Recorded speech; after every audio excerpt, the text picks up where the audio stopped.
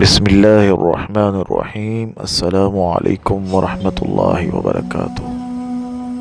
ناظرین کرام، جناب رسول اللہ صلی اللہ علیہ وسلم کا ارشاد مبارکہ ہے کہ تو اللہ سے رزق مانگے یا نہ مانگے، تیرے نصیب کا رزق تیرے پاس دوڑا چلا آئے گا۔ حضور علیہ الصلوۃ والسلام کا یہ ارشاد مبارکہ جب ایک زاہد و عابد شخص نے سنا، اس نے سوچا کہ اس ارشاد اقدس کو آزمایا جائے۔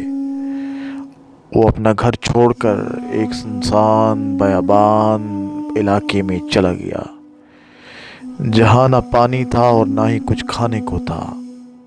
وہ ایک پہاڑی کے دامن میں تھوڑی سی جگہ بنا کر لیٹ گیا۔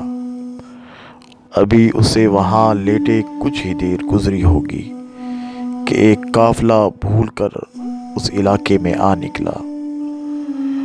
ان لوگوں نے دیکھا کہ یہ آدمی پہاڑی کے دامن میں دنیا و ما فیہا سے بے خبر یہاں پر پڑا ہے۔ انہیں بہت حیرانی ہوئی کہ اس شخص کو کسی جانور کا خوف نہیں، معلوم نہیں زندہ بھی ہے کہ مر گیا ہے۔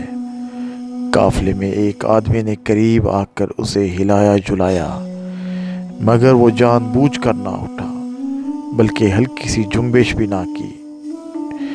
اس کی یہ حالت دیکھ کر قافلے والوں کو اس پر بہت ترس آیا، اور وہ یہ سمجھے کہ یہ شخص بہت دنوں سے بھوکا پیاسا یہاں پڑا ہے، اور نکاہت و کمزوری کی وجہ سے اس کی یہ حالت ہو گئی ہے۔ انہوں نے اس کے کھانے کا انتظام کیا اور نوالے بنا بنا کر اس کے منہ میں ڈالنے کی کوشش کی، مگر اس شخص نے حضور علیہ الصلوۃ والسلام کے ارشاد مبارکہ کی سچائی جاننے کے لیے منہ زور سے بھینچ لیا۔ قافلے والے اسے کھانا کھلانے کی ناکام کوشش کرتے رہے۔ وہ سمجھے کہ یہ بھوک کی وجہ سے موت کے منہ میں جا رہا ہے۔ اگر کچھ نہ کیا گیا تو یہ شخص مر جائے گا۔ قافلے میں ایک عقل مند شخص بھی موجود تھا۔ اس نے لوگوں کو مشورہ دیا کہ چھری کی مدد سے اس کا منہ کھول کر نوالے بنا کر اس کے منہ میں ڈالے جائیں۔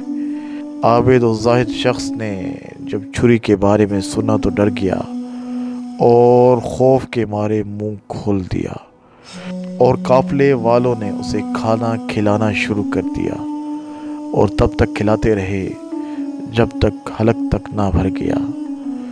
اس عابد و زاہد شخص نے اپنے دل سے کہا کہ اے دل، اگرچہ میں اپنے جسم کو بے جان کیے لیٹا ہوں، مگر حقیقت تو تجھ پر ظاہر ہو گئی ہے نا۔ دل نے جواب دیا، ہاں، میں نے فقط یہ آزمائش اس لیے کرائی کہ تو کبھی توکل سے منہ نہ موڑ۔